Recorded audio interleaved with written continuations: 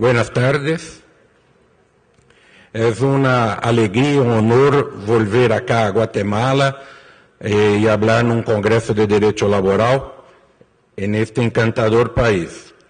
Yo quiero dejar acá consignado mis agradecimientos a Augusto Valenzuela, amigo de casi 20 años, y ahora nuestro próximo presidente de la asociación, por terme invitado a participar de este evento. Agradecer también a nuestro presidente actual, Hugo Mansueto, y mi hermano, también por la invitación, felicitarlo por todo el trabajo que ha hecho por nuestra entidad durante estos 3 años, incluso con problemas de salud, se dedicó de una manera hercúlea a hacer con que durante estos 3 años nosotros nos mantuviéramos unidos, con mucha labor, con muchos eventos, con muchos congresos. Yo quiero empezar hablando de proceso, la oralidad en el proceso laboral, y me toca quedarme con la experiencia brasileña. La primera cosa que yo gustaría de compartir, una inquietud con todos ustedes, es si la oralidad es un principio o solamente una característica del proceso laboral.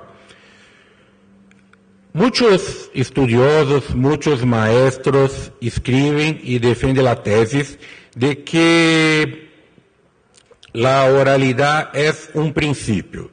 Yo tengo escrito, ministrado clases con un pensamiento totalmente diverso. En mi opinión, la oralidad no es un principio, solamente una característica de algunas ramas del derecho procesal. O que es un principio es la celeridad procesal. Y la oralidad es un camino para se llegar a la celeridad. Incluso en el derecho laboral brasileño, mejor, en el derecho constitucional brasileño, desde el año 2004, ahí tuvimos una enmienda constitucional donde se quedó escrito que es asegurado como un derecho fundamental, asegurado a todas las personas una duración razonable de un proceso judicial. Es una norma abierta.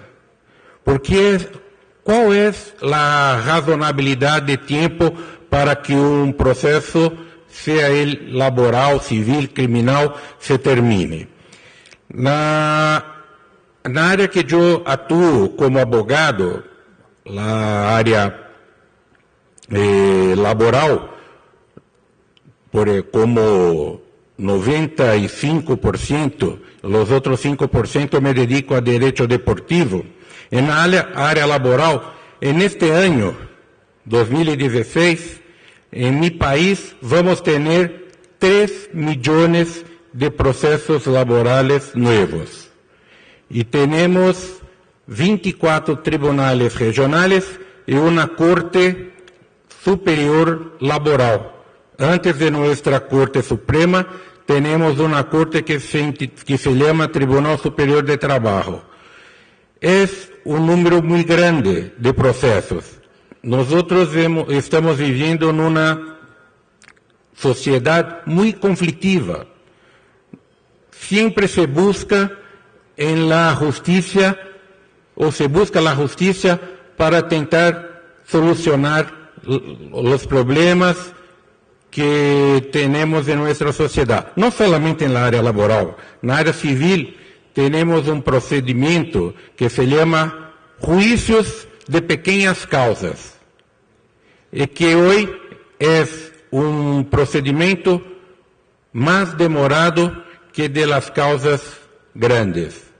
Y se briga y se pelea por todo. Se pelea por todo. En Brasil, si un vecino en un edificio hace un ruido o ruidos después de las 10 de la noche, uno no llega a su vecino para pedir que se diminúa los ruidos. No. Se va a buscar en la justicia una demanda para que este vecino diminua sus ruidos. Y lo mismo ocurre con derecho laboral.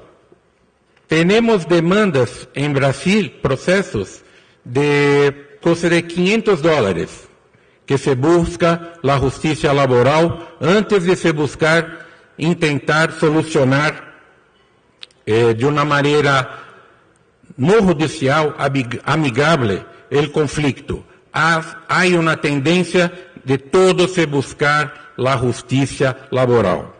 Una tendencia no, la costumbre. No se discute fuera de la justicia laboral en Brasil los problemas laborales que uno puede ter tenido en su empleo. Bueno, entonces se buscó en un proceso oral tentar disminuir el tiempo que una acción, que un proceso laboral llegue a su término, a su final. Nosotros no tenemos un código de trabajo y no tenemos también un código procesal de trabajo. Brasil tiene una legislación muy distinta. Tenemos un documento de leyes que se llama Consolidación de las Leyes del Trabajo, que desde mayo de 1943 regula en un solo documento legislativo derecho individual, derecho coletivo de trabajo, derecho administrativo de trabajo y derecho procesal. Y no capítulo o na parte en que se habla de derecho procesal, cuando se habla en procesos, el artículo 841 de nuestra consolidación, que nosotros llamamos de una forma resumida de CLT, la CLT determina que el proceso laboral empieza con una reclamación verbal, oral. Pero este mismo artículo determina que esta reclamación acabe siendo colocada, reducida a un término, reducida a un papel. Cuando se empieza el juicio laboral, siempre hay una audiencia, siempre. No hay una intimación para que la empresa haga su defensa. La defensa no es protocolada, no es entregada. La defensa es hecha en una audiencia. Y la ley determina en el artículo 847 que esa defensa debe ser hecha oral en 20 minutos. Todo eso para que torne el proceso laboral más célere, más rápido. Miren ustedes lo que ocurre en la práctica. En la práctica no se adopta el procedimiento legal. La costumbre que los abogados de las empresas entreguen una defensa por escrito, en contrario do que determina la ley. La ley determina que la defensa sea hecha oral en un plazo de 20 minutos. Y la costumbre, que es una fuente del derecho,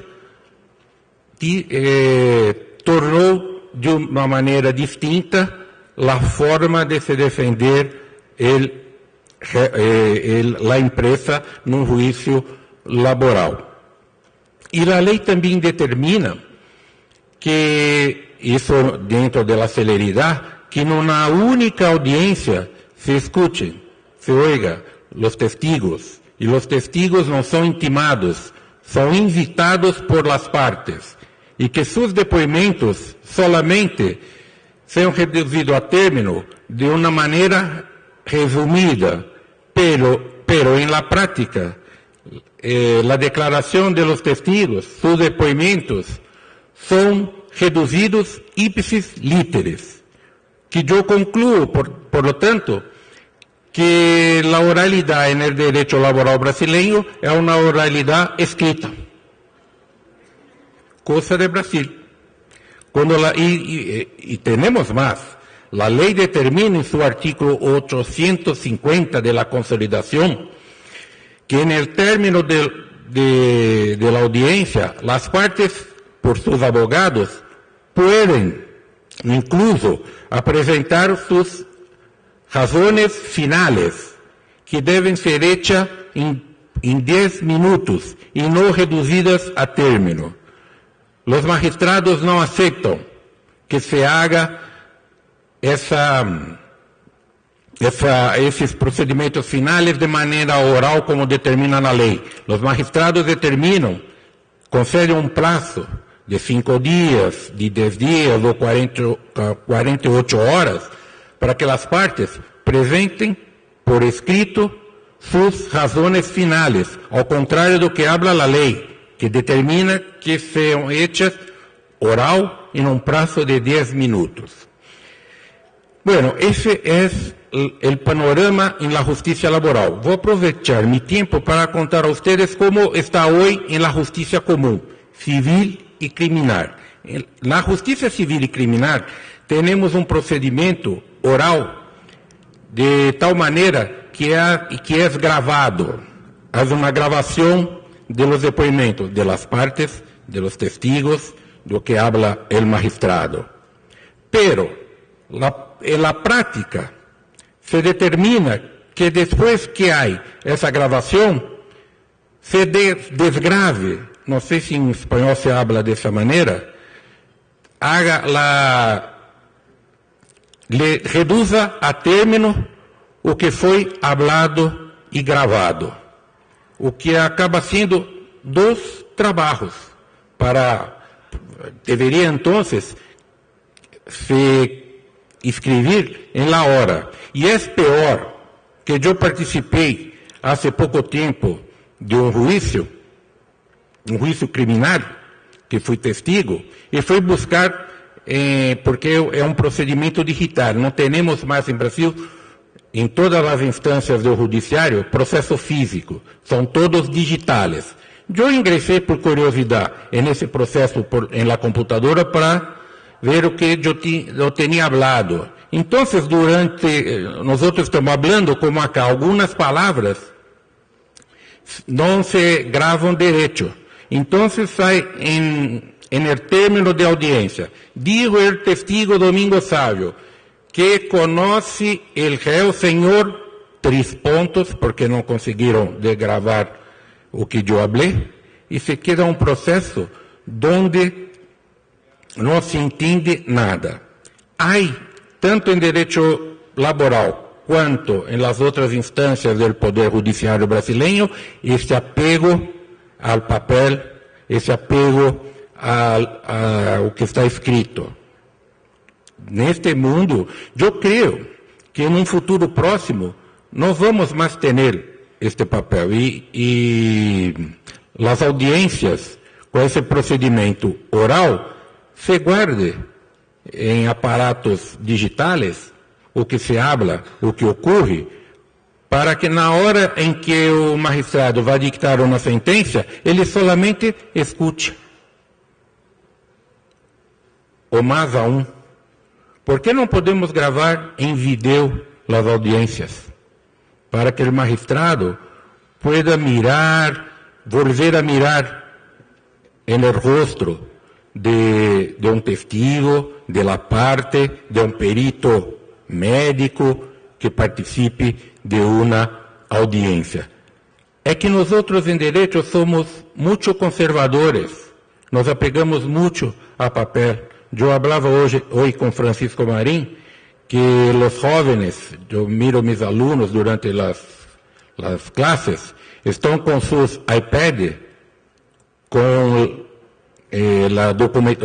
as leis, com a consolidação, com a Constituição, com as demais leis, e eu sou professor, estou com o livro. E eles miram a mim como se eu fosse um ser de outro planeta. Como pode ter um livro? Como pode manejar em papel? Eu creio que as novas gerações irão ser muito úteis para cambiar essa realidade. Porque todo esse formalismo que buscamos nós outros nos processos judiciais são prejudiciais a quê? A la celeridade, para que o cidadão tenha do Poder Judiciário de seu país uma resposta mais rápida, mais efetiva. E não como ocorre, estou falando da experiência que tenho em meu país, um juízo laboral que parte de São Paulo tem um promédio para se terminar pagando a empregado seu direito, um promédio de 5 ou 6 anos. É muito tempo, que são prestações alimentícias. Terminei meu tempo rigorosamente nos 15 minutos. Quero pedir à senhora moderadora para hacer algumas palavras. Ayer, mi querido amigo, mi hermano, mi maestro Teodósio Palomino se acordou acá de uma maneira muito emocional de alguns nomes de pessoas que não estão mais entre nós outros e que foram nossos maestros, nossos guias, nossos companheiros. Eu vou pedir a vocês e a mesa também, a senhora moderadora, para agregar aquela lista de pessoas que Teodósio habló ayer, 3 grandes juízes laboralistas que hicieron parte de nuestra asociación. El primero, un paisano mío, profesor Amaury Mascaro, un gran hombre que fue presidente de la Academia Iberoamericana de Derecho Laboral y que fue maestro de Luciana, de mí, de todos los brasileños y de muchos en América Latina, que nos dejó hace como 2 años. E outros 2 que são muito caros também a mim. Professor Plá Rodrigues, que eu participei com ele em muitos congressos. Lo invitei a Brasil a vários congressos, eventos, e que nos deixou no ano 2008. E por último, e aquele que eu personalmente sinto mais, professor Baltazar Cavazos, que foi um grande timoneiro de nossa associação. A eles não vou pedir minuto de silêncio, mas uma calorosa salva de palmas para que eles recebam en el cielo. Muchas gracias por la atención y por la paciencia.